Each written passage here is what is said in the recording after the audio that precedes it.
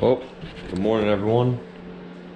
Just wanted to do a quick little video here for anybody that owns dirt bikes, basically, for the people out there that don't really maintenance them. I know there's a lot of guys that basically buy dirt bikes and ride them on the weekends, put them back away dirty, muddy as hell, water just sitting in every little crevice of the bike. And so one of these bikes that I have here that I've been working on, it's had a lot of problems that I have found, at least with corrosion. And basically I ended up going over the whole bike and cleaning out every single electrical connection and dielectric greasing it. I had to resolder and splice, I don't know, probably 6 or 7 wires on here because water just set and corroded through to where the wires were basically just splitting apart. So basically we had to pull this motor out to helicoil the oil drain bolt, because somebody had stripped it out, which is pretty normal for dirt bikes, I guess. Even cars just tighten them down way too much. But yes, I had to pull the whole motor out just to get to the helicoil because the frame was in the way to be able to do that. So got the whole bike back together.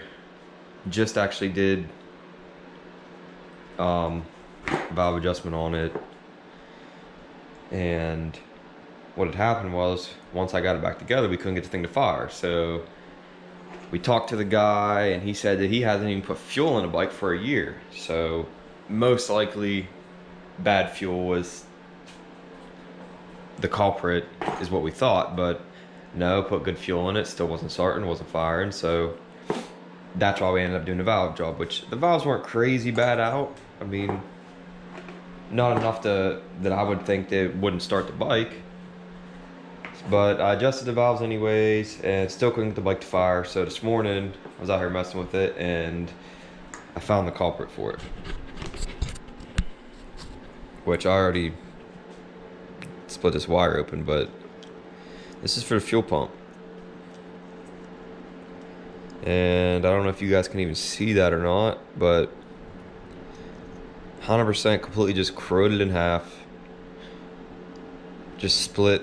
And it's kind of a shitty spot because that is right where it goes inside there. So now I gotta try and get that fixed, and hopefully that's was the last problem on this bike, to get this thing fired up and running, because everything else seems to be in spec and good to go.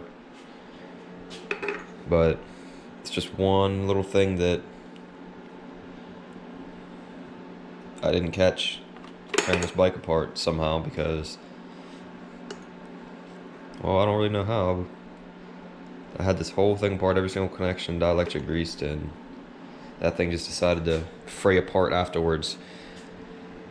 But yeah, guys, anybody with bikes, wash your bikes, take care of them, maintenance them, break it down every once in a while, grease your bearings, clean your air filter. I don't know how many bikes that I've worked on where pull it out and the air filter is just full with dust and dirt just piled up in every little corner. I mean, just wash your bikes. And something that I do that probably no one else does, but after I wash my bikes, I usually fire up my air compressor and take some compressed air and just blow out as much of the water as I can from out of the electrical connections, and just in any crevice, blow the water out of the chain, you know, lube the chain up.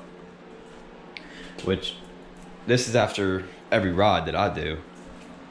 I know some people ain't gonna go as far as to do that, maybe every couple of weekends or so, but you guys should definitely be taking care of these bikes. I mean, we're paying $8,000-$10,000 for a bike. Why are you just gonna throw it in the corner and forget about it? It's just, to me, a waste of money. But yep, little update on the bike for the day. All right, guys.